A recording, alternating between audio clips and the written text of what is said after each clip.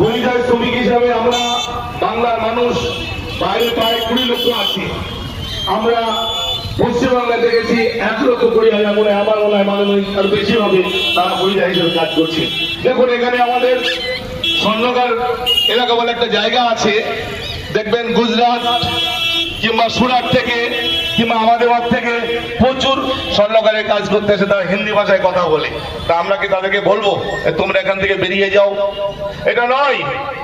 এখানে আমাদের সাধারণ মানুষকে বুঝতে হবে, আজকে আমাদের বাঙালিরা সুন্দরভাবে বাংলাকে শান্ত রেখে মমতা বন্দ্যোপাধ্যায় প্রায় 70টার উপরে প্রকল্প নিয়ে আমরা সুন্দরভাবে পরিবেশের মধ্য দিয়ে আমরা বাংলায় বসবাস করি।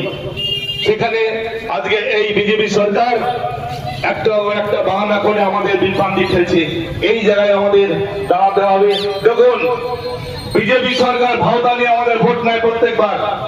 আজকে আপনারা ভাবুন এত প্রাকৃতিক দুর্যোগের ভিতরে আমাকে বলতে হবে আমাদের এখানকার প্রধানরা মেম্বাররা যেভাবে আমাদের পাশের দায়িত্ব থেকেছে, আপনাদের বিজেপির বন্ধুদের ডাকুন তো যে একবার এই পাড়ায় যেতে হবে, এই পাড়ায় যেতে হবে।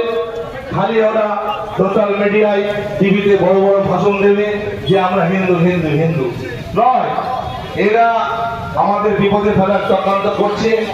আমরা এই প্রলোভনে পা দেব না। আমরা যেভাবে আধার কার্ডে ভোট দিয়েছি, আমরা ভোটার কার্ডে ভোট দিয়েছি, প্যান কার্ডেও ভোট দিয়েছি, আমরা এই ডকুমেন্টে ভোট দেবো। আমাদের বার্থ সার্টিফিকেট আমাদের এখন কারণ নেই, নতুন করে আমরা এইসব দিতে পারবো না। মমতা বন্দ্যোপাধ্যায় বলেছে আজকেও যে দেখো ঘুমন্ত বাঘ খুব ভালো, কিন্তু বাঘকে যখন গুলি করবে সেই বাঘটা কিন্তু আরো ভয়ানক হয়। তো আমরা যদি এরকম দিল্লি থেকে বার্তা আসে যে এখানে, সেটা আমরা মানবো না। যদি ওরা প্রতিবাদ করে আমাদের মমতা বন্দ্যোপাধ্যায় মহামুখ্য যেভাবে নির্দেশ দেবে আমরা দরকার হলে সারা পথে থেকে এটা মানবো না।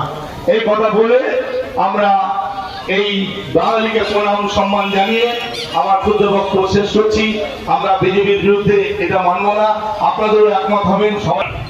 অথচ বাঙালি বললেই তাদেরকে অ্যারেস্ট করে রাখা, তারই বিরুদ্ধে এই বিজেপি সরকারের এই কুকাদের বিরুদ্ধে আজকের আমাদের এই তৃণমূলের সভা। এই সভায় বক্তব্য রাখছেন প্রাক্তন আমাদের ব্লক সভাপতি এবং বর্তমানে জেলা পরিষদের মেম্বার তরুণ সাহা মহাশয়।